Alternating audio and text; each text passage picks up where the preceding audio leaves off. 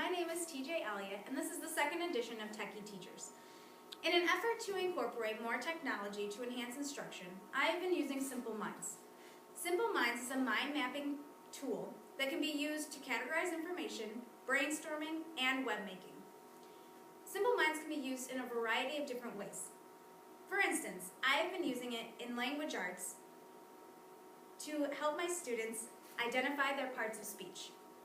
With Simplemind, I can hand them a writing piece and they can pull out the parts of speech, use Simplemind to organize them, color code them, and then I can walk around and take a quick assessment of how well they are doing.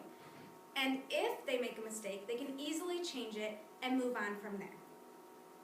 This is helpful because it is an engaging way for students to learn their parts of speech and to visualize it quickly. In social studies, we've been studying the 13 colonies. As a final assessment, we assign the students to create a colony brochure.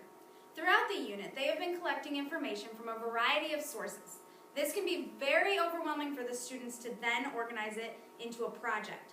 So, using Simplemind, they can then take their information and organize it into a brainstorming web. They then take their information from one place and create a final product that is wonderful.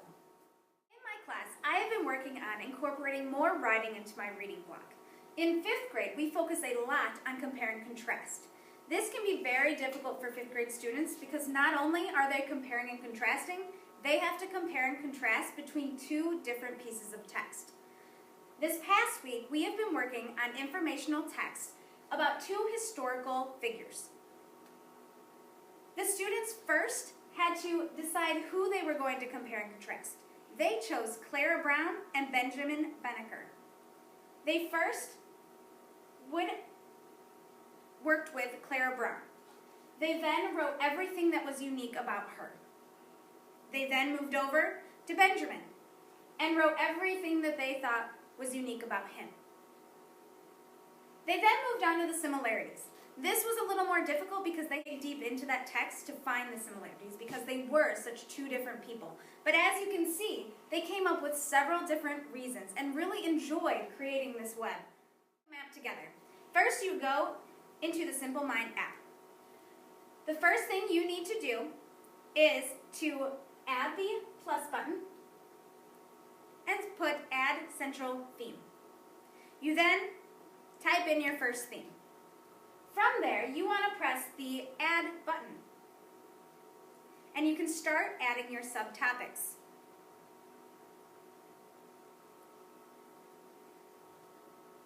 Every time you want to go back and press the Add button from the original topic. Once you have all the subtopics you want around it, you then can move it, adjust it to however it works for your web. Once you're ready to move on to the next topic, you go back up to the Add button and add Central Theme again. You now are ready to do the same thing. Remember, always go back to your first theme to add a new topic. To connect the two themes together like we did with the compare and contrast, you would want to click one of your themes and you would want to push the line with the two dots. After that, it says to select the topic you wish to cross-link. I want to cross-link it to A. So I would simply press A and now they are connected. No matter where I move it, they move and are still connected. From there, once your student is done, or if you're creating one for instruction, you can go and change the colors, especially with our language arts where we were working on this past week. We changed all of one part of speech to the same color. So you could change them all to red if you wanted to.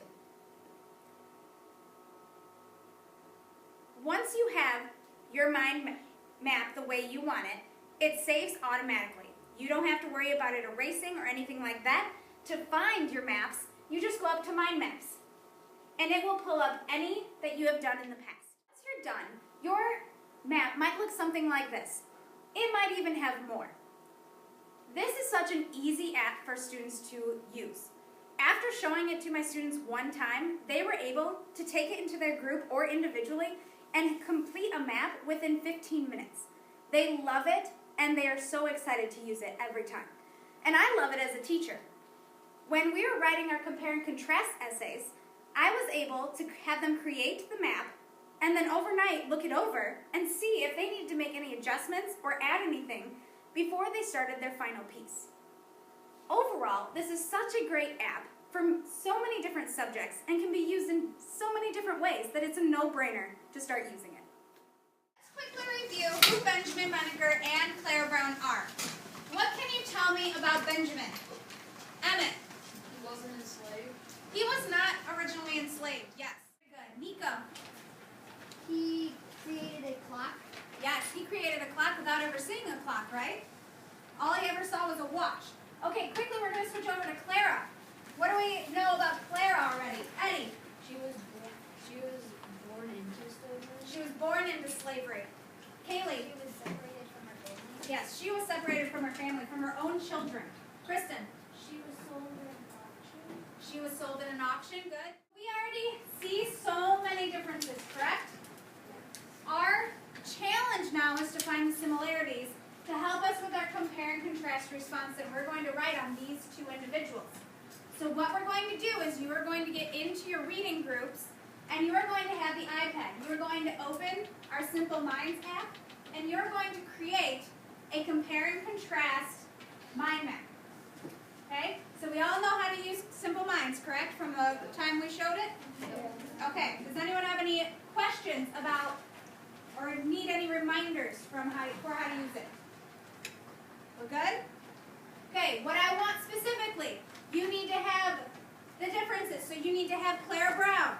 You need to have Benjamin Banneker. And then you need to have similarities.